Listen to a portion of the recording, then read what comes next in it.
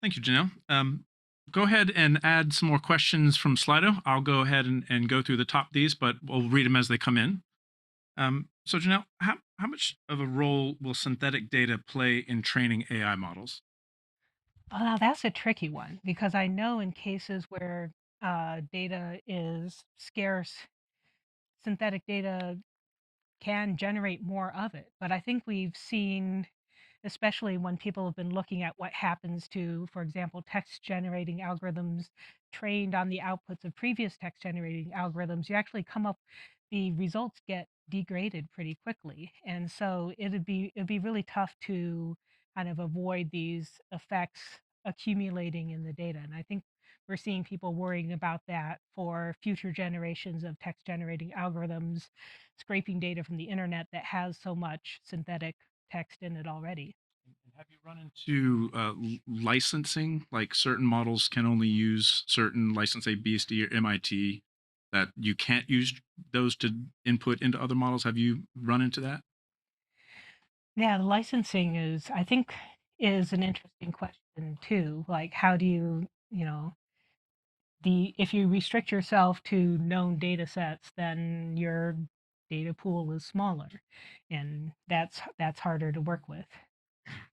What are some ways to mitigate hallucination in LLMs? That's really tough because the idea of like this thing that we're calling hallucination, where it's coming up with these spurious details, is kind of fundamental to the disconnect between what we think we're asking for, which is, give us information, retrieve information, versus what these things are actually trained to do, which is come up with probable imitations of internet text. That's just a really tough disconnect to get past.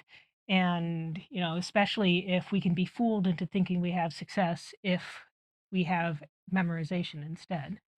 Yeah, I'm not sure if we can get past that, or if we're just going to have to restrict our use of these algorithms to cases where some spurious pink umbrellas are okay. How will we know when we reach artificial general intelligence, and what will the social and economic effects of AGI be? That's a tough one because we don't even know how to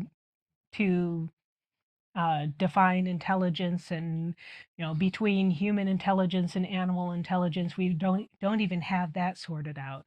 Uh, I think we have, from what I've read about from researchers in the field who are kind of digging into this, it sounds like we do have quite a bit of time to sort this out and to think about this. We aren't close to AGI right now. That's a lot more of a science fiction scenario than the things we're dealing with right now.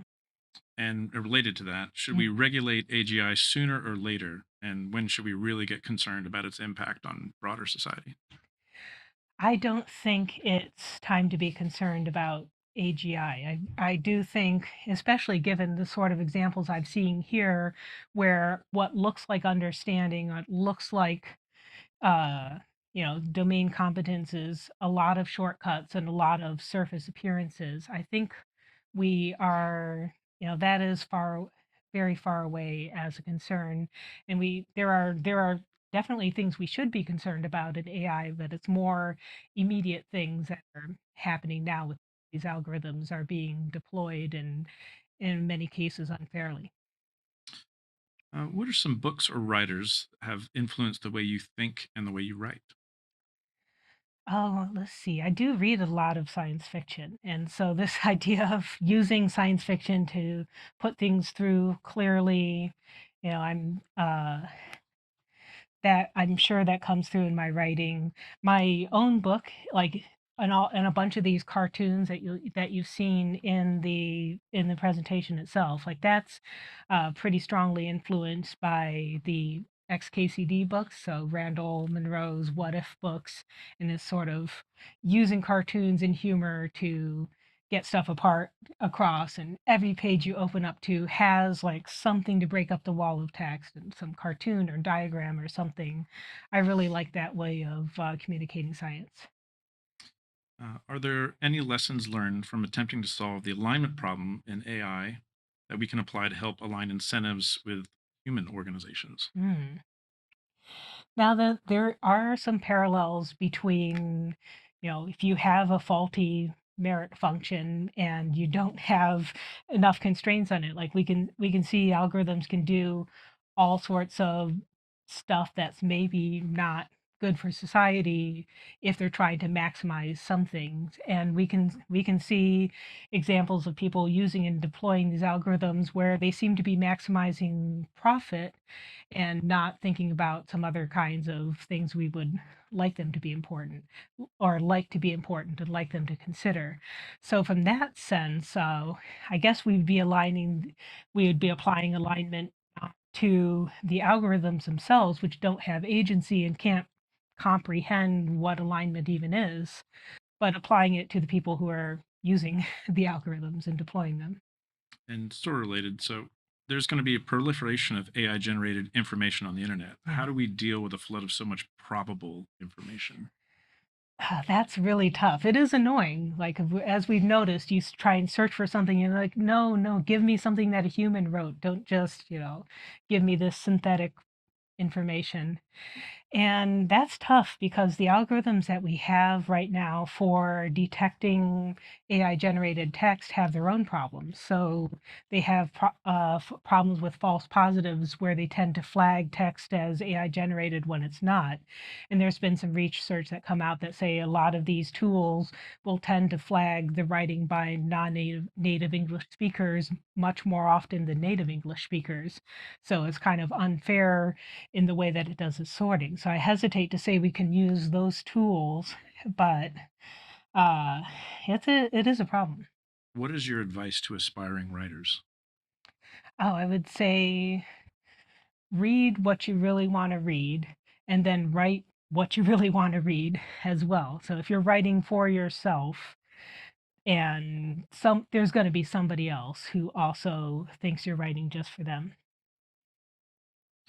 Would you discourage working on self driving cars since it's a broad rather than specific problem, or are there different factors at play? I think self-driving cars is a tricky one, the way that it's being used right now. So we're seeing cases where these cars, although they can work well in a lot of cases, do things like block emergency responders because they're not able to respond to specific instructions in chaotic situations. And that's a really tough one. I think, we may be looking at using self-driving cars in very specific, well-controlled scenarios, like on a track, like maybe a train. Would you get in one today? No. There's your answer. Um, why is industry asking to stop work in AI and work on regulations first? Um, I think that's a tricky one. From what I've read, it seems like it may be it may function a little bit as a distraction from the kinds of regulation that would be upholding our current rights, looking at the fairness of how these algorithms are being deployed right now, and the sort of idea of stopping AI before it becomes too powerful, but that kind of threshold between just right and too powerful is like just beyond what we already have or just to block competitors. Like it kind of feels like it's focusing on a science fiction scenario that most researchers in the field don't think is relevant, and kind of putting the focus of that debate there rather than on stuff that we can apply to uphold the rights that we already have in when we're dealing with algorithms that are currently being deployed.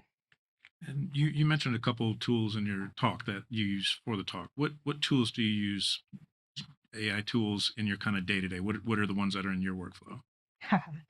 The kinds of tools that I'm finding the most useful for my workload flow are the really simple widgets. So I love a voicemail transcription. I love an auto suggest. Like my original typing on my phone is garbage, and it takes that garbage and turns it into readable text faster than I can edit it myself. These things, these little, well constrained, here's a tool, I have control over how it's being used. I like these kinds of tools in my day to day. Like a good, let's remove the background from this image in Photoshop or something similar. Like those I can really find the utility of. And we'll do just a few more here.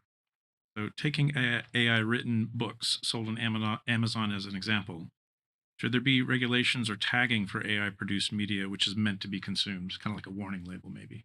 Yeah, I think there should be. I would really like to know before I click on a website whether a human bothered to write it at all.